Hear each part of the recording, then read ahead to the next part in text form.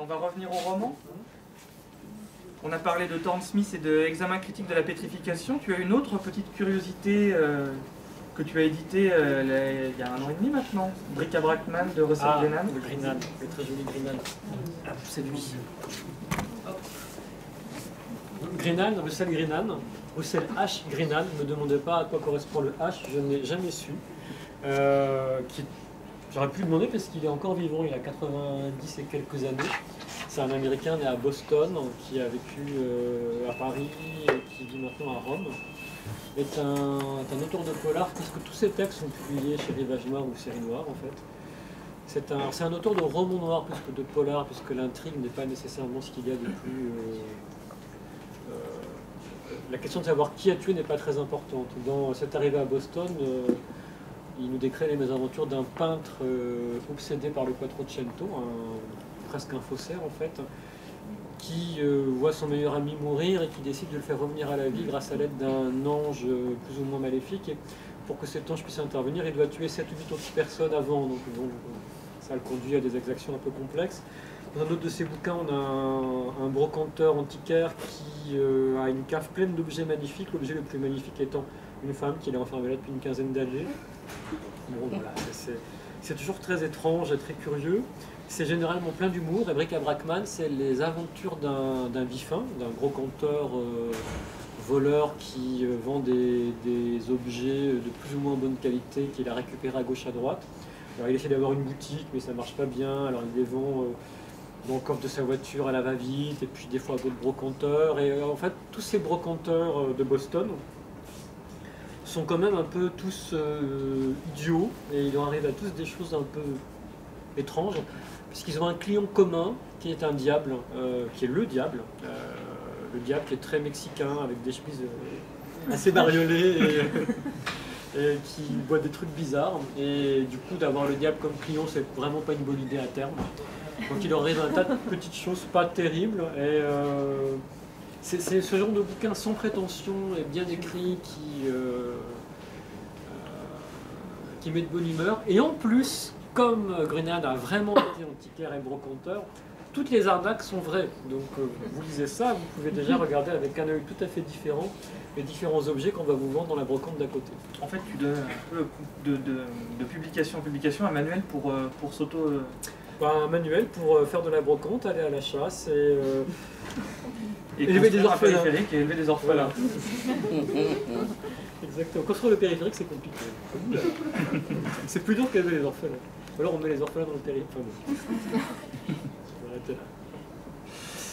Donc en fiction, Mark Twain, Russell Grennan, Thorne Smith, donc traduit par Anne-Sylvie Omassel qui nous a rejoint. Ouais. Et tu tu es un grand amateur de science-fiction qui n'a jamais publié de science-fiction. Ouais, donc. Sauf que je vais le faire, du coup. L'œil d'or sort en avril,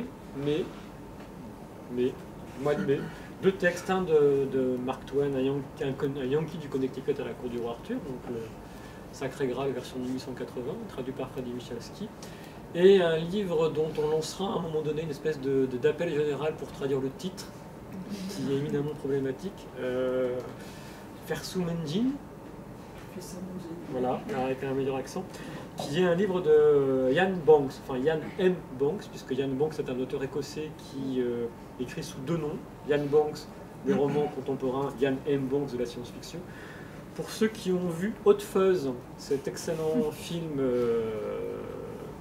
qui se passe en Écosse, à un moment donné, 2 flics jumeaux idiots lisent chacun un livre, l'un est de Ian Banks et l'autre est de Ian M. Banks. Voilà, petite parenthèse. Donc Banks est un Écossais assez étonnant, et il a entre autres en science-fiction inventé le cycle de culture qui est du space opéra narquois et intelligent, puisqu'il enseigne une civilisation intergalactique surpuissante. Ils ont quasiment atteint le stade de la divinité. Donc dans ces espèces d'univers en SF, tout se renvoie. Donc en science-fiction, on a inventé un concept qui, quand une civilisation arrive à un trop haut niveau de technologie, elle se sublime et elle disparaît du côté des dieux. C'est là le mauvais goût de ne pas se sublimer, et du coup elle domine tout le monde, elle est très pénible. Et c'est une civilisation d'anarchistes bons vivants, un peu libertariens aussi. Et de temps en temps, ils trouvent qu'en face, c'est quand même pas assez bien, donc ils interviennent, toujours sur des modalités assez surprenantes. C'est des bouquins très bien écrits, donc narquois, assez noirs, souvent le héros meurt à la fin, pas dans celui qu'on va sortir. Et tous les livres de Jan Hembank sont traduits en français, parce que ce sont vraiment de bons bouquins, sauf un, celui que nous allons sortir, qui en fait n'avait jamais été traduit parce qu'il est réputé intraduisible. Donc quand vous avez un livre intraduisible, vous appelez Anne-Sylvie, comme ça.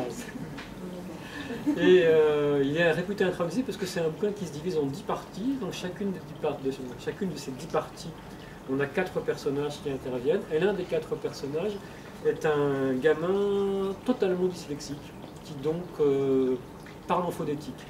Donc déjà c'est très pervers que de traduire un texte entièrement écrit en phonétique. Et ce gamin qui parle en phonétique rencontre, par le biais d'un processus assez complexe, différents animaux qui eux-mêmes parlent, mais avec des déformations de langage caractéristiques de leur part animale. Donc vous allez avoir les oiseaux qui parlent en zozotant ou les paresseux qui parlent en chiantant. Donc traduire des textes au phonétique avec du chiantement, c'est un peu complexe, et le résultat est éminemment ludique. C'est très très bien. Par ailleurs, c'est un très beau bouquin de science-fiction à surplomb, c'est-à-dire que Banks s'amuse et donc il est dans à la fois la parodie de la science-fiction avec une espèce d'univers très étonnant où les humains sont dans une espèce de château géant avec des proportions totalement incongrues. Il y a une crypte avec des personnages qui se promènent dans un univers de rêves avec des effets symboliques. On pourrait être un peu dans le golem de... J'ai pensé au golem de Menric à un moment donné. Enfin, on est dans un brassage de références assez sympathique. On ne peut ne pas connaître les références, c'est pas grave. Et c'est vraiment drôle. Et il y a un énorme problème, c'est ce titre, qui est en fait un titre en phonétique, puisqu'en fait c'est la... Bon, on va laisser Anne-Sylvie s'en dépatouiller. Voilà, alors, le livre sort en avril, je crois. Plutôt mai. Mais la traduction est donc déjà prête. Depuis de nombreuses années. On va demander à quelqu'un dans le public au hasard d'en lire un extrait. Elle est dans une des zones, justement, et elle a une sorte d'aventure assez curieuse. La lune disparut. Au loin, il y avait un château. Du moins, quelque chose qui ressemblait à un château, et surgissait d'une chaîne de collines bleuâtres. Quelque chose qui avait la forme d'un château, assurément, mais un château d'une taille invraisemblable. En fait, plutôt un contour peint sur l'air clair et plat, à l'aspect curieusement inversé.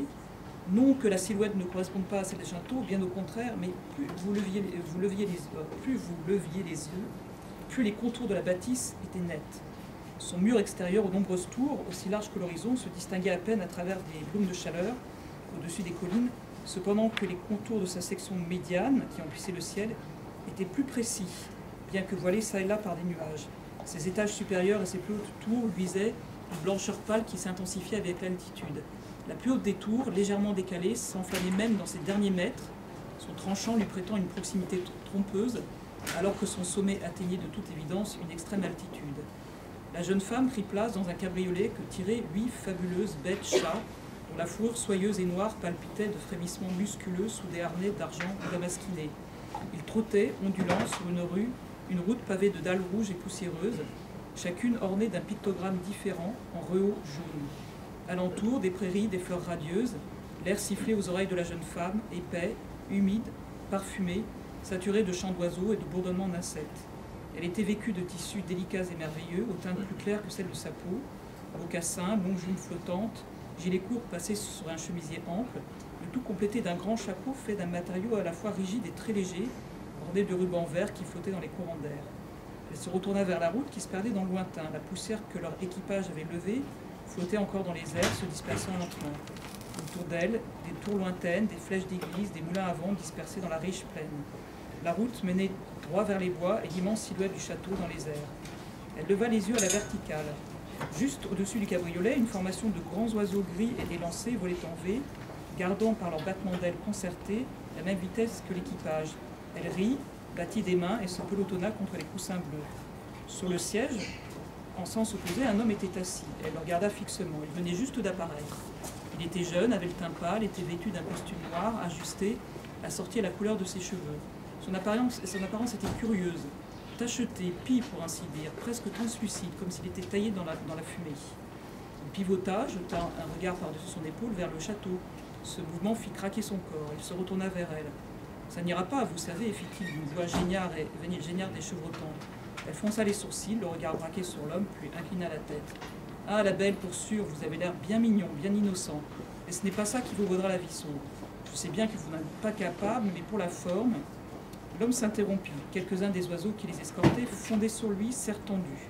D'un point immatériel, il tenta d'en chasser un, s'empara d'un deuxième, les yeux toujours fixés sur la jeune femme. Il tordit le cou à sa proie, qui battait désespérément des ailes. Les os craquèrent. Il jeta le corps inanimé sur la route. Elle le considéra horrifiée. Il sortit un énorme parapluie d'un bleu presque noir et l'ouvrit tandis que les oiseaux attaquaient en piqué. Comme je vous le disais, très cher, je sais que vous n'avez guère le choix, mais pour la forme, de manière qu'à ce qu'une fois que la sentence de mort exécutée, nous ayons le sentiment de vous avoir laissé ne serait-ce qu'une chance, voilà mon message. Abandonnez. Est-ce compris? Retournez à votre point de départ, restez où vous êtes, comme vous voulez, mais surtout, ne faites plus un seul pas en avant. Il se retourna, regarda le corps de l'oiseau étranglé, recroquevillé sur le bord de la route, bientôt hors de vue. Ses congénères glapissants attaquaient l'épaisse étoffe du parapluie. Les larmes lui vinrent aux yeux. « Ah non, pas de pleurnicherie, dit l'homme d'une voix lasse. Il plongea la main dans son propre corps. « Moi non plus, je ne suis rien. Si vous continuez, vous allez tomber sur bien pire que moi. » Elle plissa le front. « Assura, moi. Vous, qui ?»« Assura. Il poussa un hennissement hilar. « Ça, c'est pas mal. Vous êtes qui ?» répéta-t-elle. « S.E.P., ma jolie. Ne fais pas l'idiote. Vous êtes S.E.P. ?»« Ah, nom de Dieu !» fit l'homme en roulant exagérément des yeux pour marquer son irritation. « C'est vraiment aussi naïf que tu en as l'air. S.E.P., c'est le roi des clichés. Savoir égale pouvoir. » Il ricana, méprisant. « Assura. » Puis il écarquilla les yeux, se pencha vers elle et lui adressa une grimace comique. Les joues creuses, les yeux fixes, il aspira l'air de ses lèvres arrondies.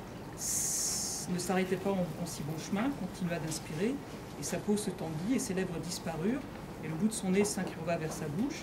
Sous ses yeux apparut une bande de peau rose, peau si tendue qu'elle finit par céder, et soudain les lingots volèrent vers ses lèvres. Nez, peau, oreilles, cheveux, tout était aspiré par sa bouche de plus en plus large. Et ne demeura plus que son visage ensanglanté, luisant, sa bouche sans lèvres fixée en un immense rictus, ses yeux sans paupières fixant la jeune femme, tandis qu'il avalait sa peau à grand bruit. Puis il ouvrit la bouche, et d'entre ses dents luisantes, jaunies, jaillit un son effrayant. Jibidi-bidi-bidi-bidi.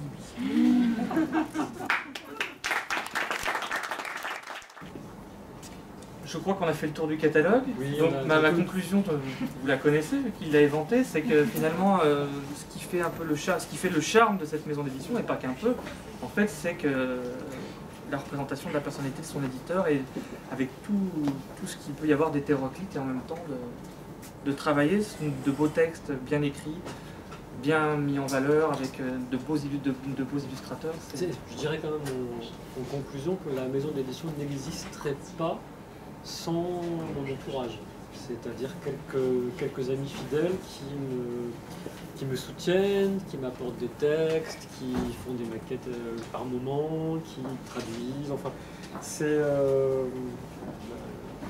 l'exercice de l'édition passe par l'éditeur qui est du coup un peu une figure mondaine, mais l'éditeur, ça n'existerait absolument pas si j'avais pas autour de moi à la fois une équipe professionnelle et des amis qui depuis des années soutiennent activement, pas qu'en lisant les livres en les achetant, aussi en participant à leur création.